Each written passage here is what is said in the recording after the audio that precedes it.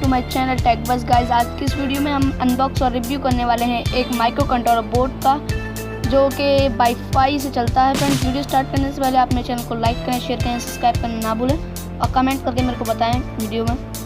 तो फ्रेंड्स आइए स्टार्ट करते हैं वीडियो।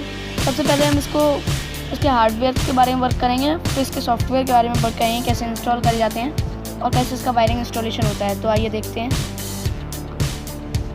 फ्रेंड्स, मैंने ये ऑनलाइन परचेस कराया, आप चाहें तो इसको ऑफलाइन भी परचेस कर सकते हैं और ये अमेज़ॉन, फ्लिपकार्ट सब जगह मिलता है। चलिए तो फिर इसका हार्डवेयर पे हम बात करते हैं।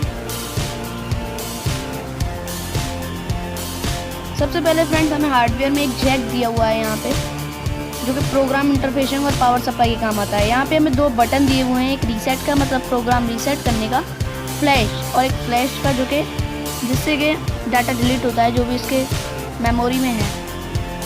यहाँ पे हमें एक माइक्रो कंट्रोलर दिया हुआ है जिसमें कि सभी कोडिंग इनपुट होता है और यहाँ पे हमें इनपुट आउटपुट पिन दी हुई है।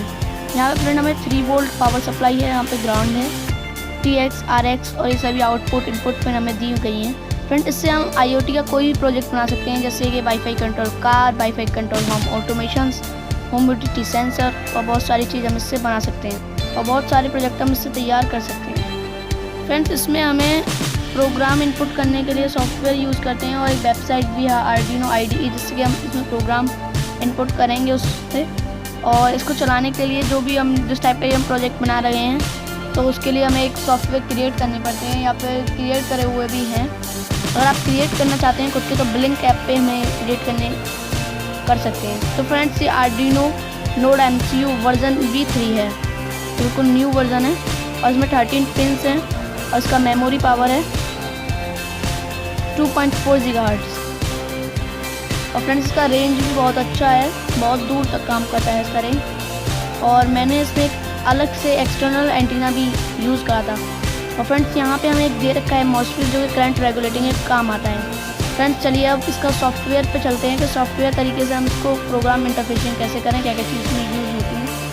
तो सबसे पहले फ्रेंड्स हमें एक चाहिए होगा एक OTG की हमें बहुत नीड है इसमें, OTG का बहुत काम है। तो OTG से हम इसको कनेक्ट कर देंगे, ये वाला पार्ट हम इसमें कनेक्ट कर देंगे और एक USB केबल लेंगे, इसको अपने मोबाइल से और OTG से कनेक्ट कर देंगे। फ्रेंड्स इसी से हम जो सॉफ्टवेयर जो मैंने आपको बताए हैं उसको यूज़ करके इसमें वर्क कर सकते हैं। फ्रेंड्स, आपको अगर मेरी वीडियो अच्छी लगी हो तो लाइक करें, शेयर करें, सब्सक्राइब करना ना भूलें।